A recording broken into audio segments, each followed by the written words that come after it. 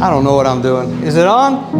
All right. So I'm Smitty, and I just want to come here and talk to you guys a little bit about some of my past. I am honored, and I am going to mention my pastor's here, my apostle here, and my spiritual son's here, and I take great pride in that.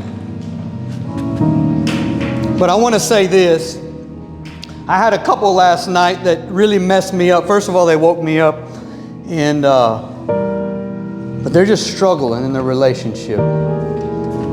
So it got me thinking about my wife and I when we first got together. I'm probably going to be emotional because I've wore this for about a month. It has nothing to do with tonight, but I just see the young people. I see older people. I see people that have been married for 30 and 40 years just walking away.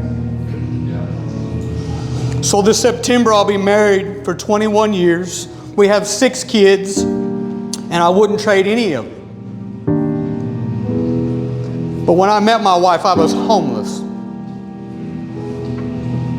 And so I needed a place to stay. And so, well, it just worked out. So I needed a place to stay, and I wanted sex.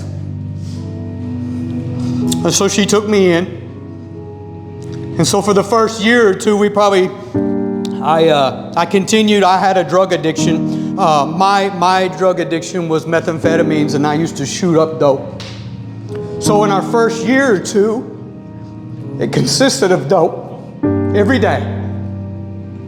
We got married in front of a judge 3 months after we met, and I'd shot up that day before we stood in front of the judge.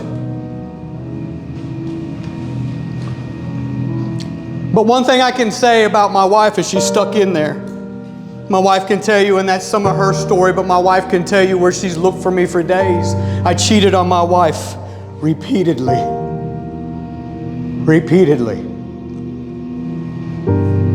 Over and over. I would get high, I'd go out. I would get high and I would go out. And I would get high and I would go out. And she would put up with that. And some of the times it got physical. I never hit my wife, but I did shove my wife. I verbally abused her repeatedly. And I reminded her every day how she would leave. And righteously so, she could have. But she stuck in there. And so the couple that I seen last night was kind of going through some of the same thing, except for it's alcohol and it's fighting. And I don't think that quit is an option. I have a young couple in our small groups on Wednesday night that reached out to me this week and out of nowhere just told me they had got a divorce after 6 years. I didn't really know anything was wrong with them, to be honest, not to the point of a divorce. So after probably 4 or 5 years with my wife, we would come to Hopkinsville. I did not grow up in Hopkinsville. A bunch of rednecks here really messed me up. Okay? So I grew up in Florida. I was not a redneck. I'm still not a redneck, but I eat my vegetables, right?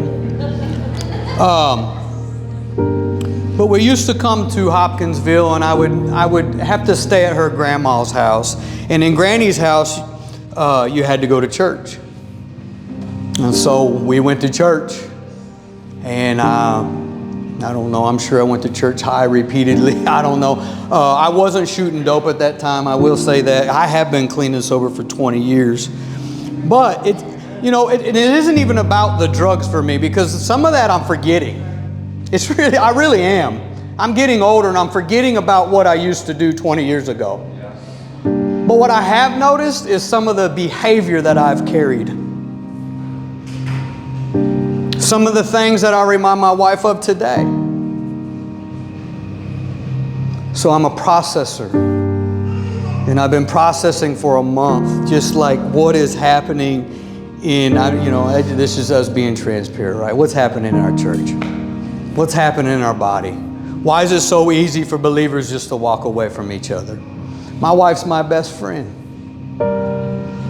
She's my best friend. So we would go to church. I know I have to hurry. Who gives a testimony in 7 minutes? So we would go to church, and it just so happened we would come to Hillcrest. But something started happening. Something started happening. So I had some clean and sober under me. I'm just going to be honest, I was still drinking. I don't even know what you call it anymore. I was still getting high. Marijuana, the kill, the crime. I don't even know what you call it anymore. I don't. But I took that on with me. And I made a decision one day here at Hillcrest, I did, that I would follow Christ. Now, some of you are not going to like this, but it's just a fact for me. When I received Christ and I become a son, I didn't get clean and sober instantly. It didn't happen. It didn't happen. It took years of going to a group here called Agape Ministries. I went for years after years after years trying to figure out what in the world was wrong with me. And then I realized after a while it wasn't so much me as it was everybody else. I was okay.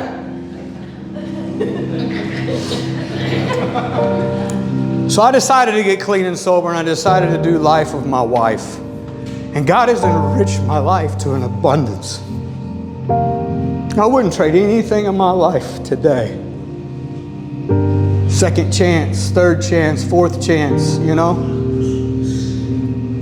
My kids, He just kept giving them to us until finally I was like, stop. And I mean that. I was like, you know, and it's really hard. One of my sons is not in here, and they come and they told us that they was going to have a grandbaby. And when he left, I told my wife, I said, I don't know that I can do any more babies. And then my oldest son from St. Louis texted me, and now he told me they're going to have a little girl. So God has spared me from gunshots to ODs, running from the police, hating the police, hating people. A point in my time in my life, a part of my testimony is going to try to kill a man.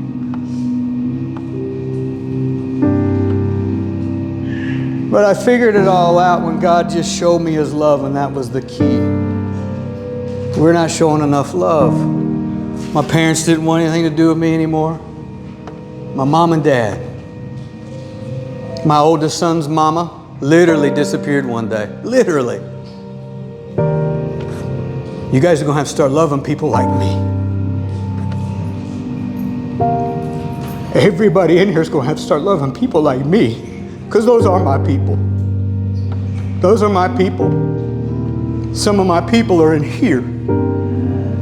Now, I would take bullets for you. But at the end of the day, I give honor to my wife because she stuck in there for 21 years. And I'm not perfect, man. There's still days. And being transparent, I still struggle. There's days that I'm like, God, man, I don't even want to do this anymore. Ministry's hard. It'd be easier without people. Right? But there's times in my life that nobody, and I'll share this, I really don't want to share this in front of my pastor, but I'm going to. There's times in my life that I'd rather be down in the hood, laying with my drunk friends. And that's where I am. Friends that are getting high. But somebody's got to love them. Somebody's got to love them. And we don't sit and talk about Jesus. We don't. We just sit and talk about hope. They just ain't met Him yet, right?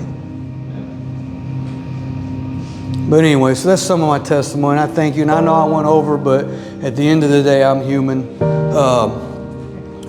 For those couples that are struggling, man, don't give up before the miracle. You do not know what God's got in store for you. And with the odds of all the people, as I look around in here, one of you's contemplated suicide this week. That's real talk. And with the odds of all the people that are in here right now, odds are in a year, one of you won't be here. That's real talk. So what are you going to do about it? Man, I enjoy every moment of every day. Every moment of every day, God is teaching me. When people knocked on my door last night at 10 o'clock at night, I knew it was because God had something for me. And I've suffered today. It was a short night. But I'm telling you, don't give up for the miracle. Don't give up before the miracle. All right, thank you.